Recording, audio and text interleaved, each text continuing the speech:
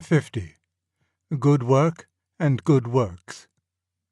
This first appeared in the Catholic Art Quarterly, then in Good Work 23, Christmas 1959, and later in The World's Last Night and Other Essays, US 1960.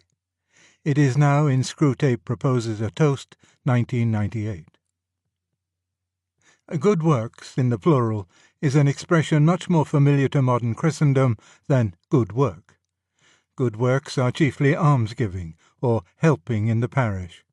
They are quite separate from one's work, and good works need not be good work, as anyone can see by inspecting some of the objects made to be sold at bazaars for charitable purposes. This is not according to our example. When our Lord provided a poor wedding party with an extra glass of wine all round, he was doing good works. But also good work. It was a wine really worth drinking. Nor is the neglect of goodness in our work, our job, according to precept. The Apostle says everyone must not only work, but work to produce what is good. The idea of good work is not quite extinct among us, though it is not, I fear, especially characteristic of religious people. I have found it among cabinet-makers, cobblers, and sailors. It is no use at all trying to impress sailors with a new liner because she is the biggest or costliest ship afloat. They look for what they call her lines.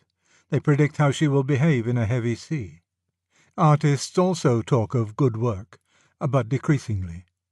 They begin to prefer words like significant, important, contemporary, or daring. These are not, to my mind, good symptoms. But the great mass of men in all fully industrialized societies are the victims of a situation which almost excludes the idea of good work from the outset. Built-in obsolescence becomes an economic necessity. Unless an article is so made that it will go to pieces in a year or two and thus have to be replaced, you will not get a sufficient turnover. 100 years ago, when a man got married, he had built for him, if he were rich enough, a carriage in which he expected to drive for the rest of his life. He now buys a car which he expects to sell again in 2 years. Work nowadays must not be good. For the wearer, zip fasteners have this advantage over buttons, that while they last, they will save him an infinitesimal amount of time and trouble. For the producer, they have a much more solid merit. They don't remain in working order long. Bad work is the desideratum. We must avoid taking a glibly moral view of this situation. It is not solely the result of original or actual sin. It has stolen upon us, unforeseen and unintended. The degraded commercialism of our minds is quite as much its result as its cause. Nor can it, in my opinion, be cured by purely moral efforts. Originally, things are made for use, or delight, or, more often, for both. The savage hunter makes himself a weapon of flint or bone, makes it as well as he can, for if it is blunt or brittle he will kill no meat. His woman makes a clay pot to fetch water in, again as well as she can, for she will have to use it. But they do not for long, if at all, abstain from decorating these things. They want to have, like Dogberry, everything handsome about them. And while they work, we may be sure they sing or whistle or at least hum. They may tell stories, too. Into this situation, unobtrusive as Eden's snake, and at first as innocent as that snake once was, there must sooner or later come a change. Each family no longer makes all it needs. There is a specialist, a potter making pots for the whole village, a smith making weapons for all, a bard, poet and musician in one, singing and storytelling for all. It is significant that in Homer the smith of the gods is lame, and the poet among men is blind. That may be how the thing began. The defectives, who are no use as hunters or warriors, may be set aside to provide both necessaries and recreation for those who are. The importance of this change is that we now have people making things, pots, swords, lays, not for their own use and delight, but for the use and delight of others. And of course they must, in some way or other, be rewarded for doing it. The change is necessary unless society and arts are to remain in a state, not of paradisal, but of feeble, blundering and impoverishing simplicity. It is kept healthy by two facts.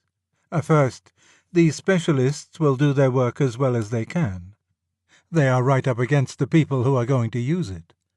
You'll have all the women in the village after you if you make bad pots. You'll be shouted down if you sing a dull lay. If you make bad swords, then at best the warriors will come back and thrash you. At worst, they won't come back at all, for the enemy will have killed them, and your village will be burned, and you yourself enslaved or knocked on the head. And secondly, because the specialists are doing as well as they can something that is indisputably worth doing. They will delight in their work. We must not idealize. It will not all be delight. The smith may be overworked.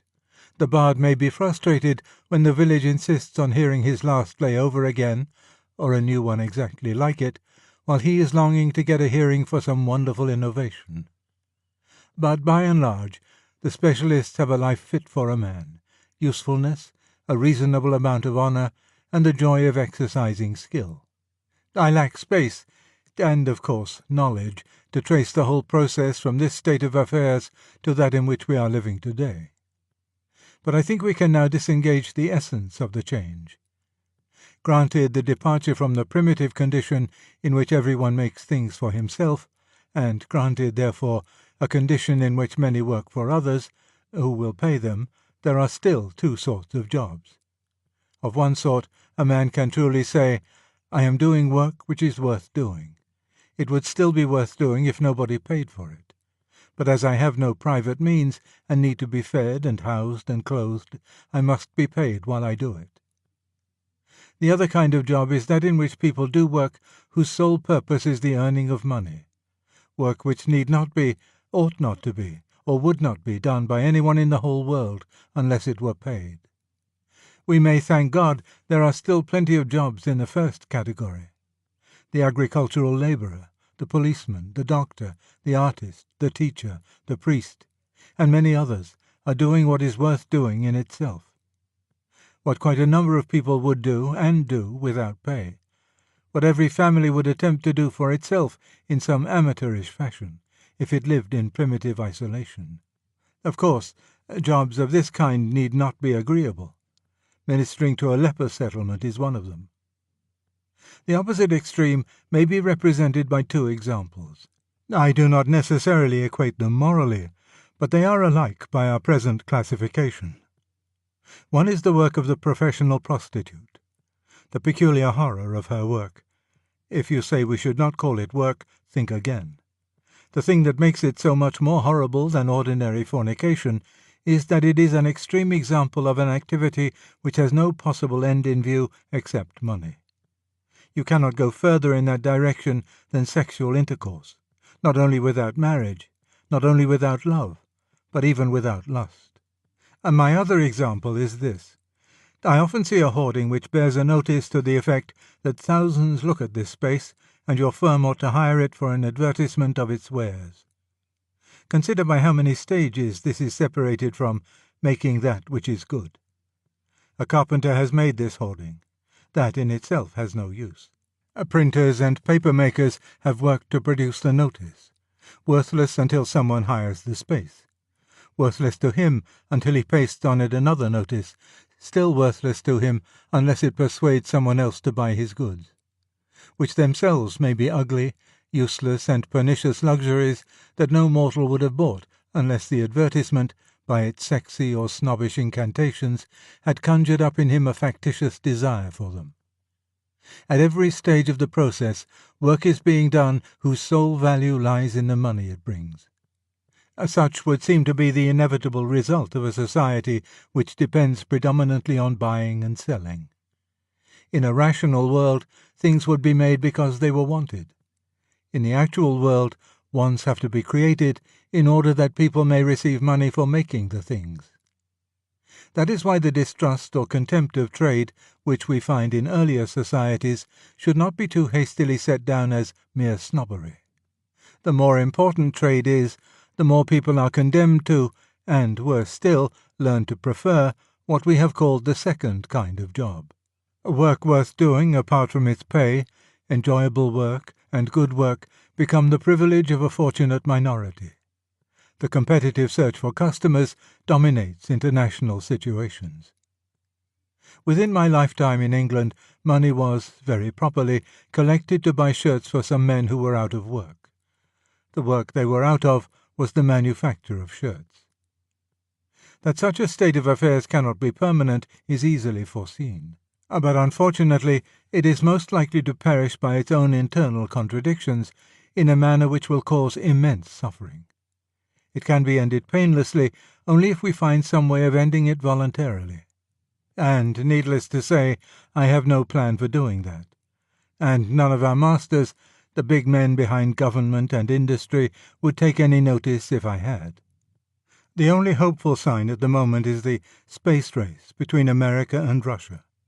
Since we have got ourselves into a state where the main problem is not to provide people with what they need or like, but to keep people making things, it hardly matters what, great powers could not easily be better employed than in fabricating costly objects which they then fling overboard. It keeps money circulating and factories working, and it won't do space much harm, or not for a long time. But the relief is partial and temporary. The main practical task for most of us is not to give the big men advice about how to end our fatal economy. We have none to give, and they wouldn't listen, but to consider how we can live within it as little hurt and degraded as possible. It is something even to recognize that it is fatal and insane. Just as the Christian has a great advantage over other men, not by being less fallen than they, nor less doomed to live in a fallen world, but by knowing that he is a fallen man in a fallen world. So we shall do better if we remember at every moment what good work was, and how impossible it has now become for the majority.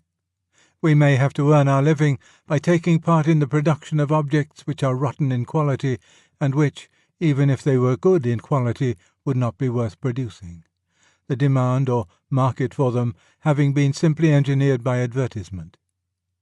Beside the waters of Babylon or the Assembly Belt, we shall still say inwardly, "If I forget thee, O Jerusalem, may my right hand forget its cunning."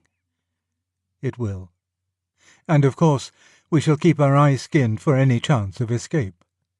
If we have any choice of a career, but has one man in 1,000 any such things, we shall be after the sane jobs like greyhounds, and stick there like limpets. We shall try, if we get the chance, to earn our living by doing well what would be worth doing even if we had not our living to earn. A considerable mortification of our avarice may be necessary. It is usually the insane jobs that lead to big money. They are often also the least laborious.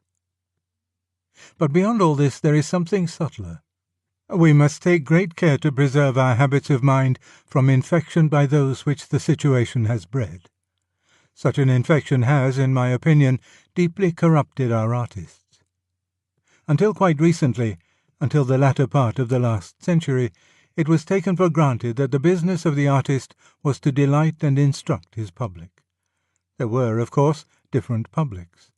The street songs and the oratorios were not addressed to the same audience, though I think a good many people liked both. And an artist might lead his public on to appreciate finer things than they had wanted at first. But he could do this only by being, from the first, if not merely entertaining, yet entertaining, and if not completely intelligible, yet very largely intelligible. All this has changed. In the highest aesthetic circles, one now hears nothing about the artist's duty to us. It is all about our duty to him. He owes us nothing. We owe him recognition, even though he has never paid the slightest attention to our tastes, interests, or habits. If we don't give it to him, our name is mud. In this shop, the customer is always wrong. But this change is surely part of our changed attitude to all work. As giving employment becomes more important than making things men need or like, there is a tendency to regard every trade as something that exists chiefly for the sake of those who practice it. The smith does not work in order that the warriors may fight. The warriors exist and fight in order that the smith may be kept busy. The bard does not exist in order to delight the tribe. The tribe exists in order to appreciate the bard. In industry, highly creditable motives, as well as insanity, lie behind this change of attitude.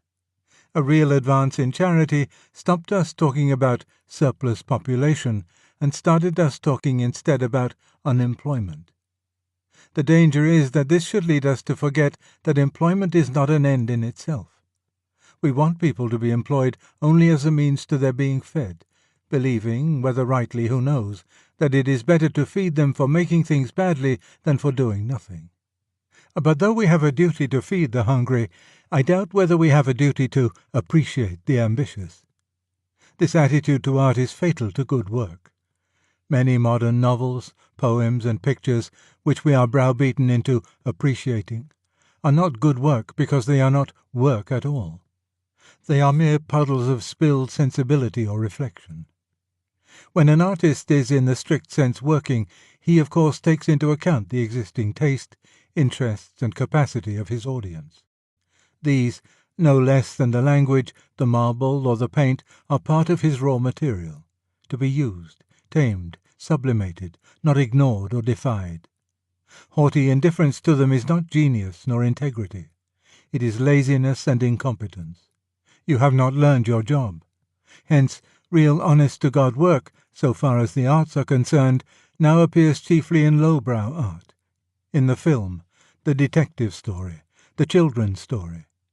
These are often sound structures, seasoned wood, accurately dovetailed, the stresses all calculated, skill and labour successfully used to do what is intended. I do not misunderstand. The highbrow productions may, of course, reveal a finer sensibility and profounder thought. But a puddle is not a work, whatever rich wines or oils or medicines have gone into it. Great works of art and good works of charity had better also be good work. Let choirs sing well or not at all. Otherwise, we merely confirm the majority in their conviction that the world of business, which does with such efficiency so much that never really needed doing, is the real, the adult, and the practical world. And that all this culture and all this religion, horrid words both, are essentially marginal, amateurish, and rather effeminate activities.